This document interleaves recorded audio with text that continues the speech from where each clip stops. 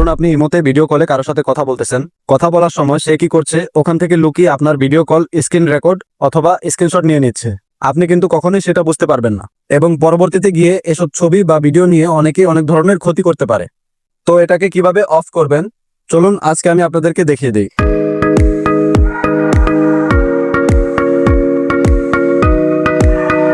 ইমোতে এসে সরাসরি চলে আসবেন আপনার প্রোফাইলে এসে সিকিউরিটি অ্যান্ড প্রাইভেসি এখানে চলে আসবেন। তারপর উপরে একটা অপশন পেয়ে যাবেন চ্যাট অ্যান্ড কল প্রাইভেসি, এখানে চলে আসবেন। আর এখানেই মূলত সেটিংসটা পেয়ে যাবেন ব্লক স্ক্রিনশট ফর কলস। এটা যদি অফ করা থাকে তাহলে এটাকে জাস্ট আপনারা অন করে দিবেন।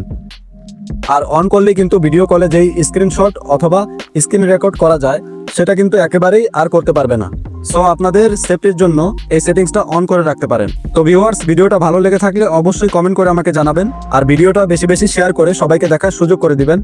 আজকের মতো এখানে বিদায় নিব। আল্লাহ হাফেজ।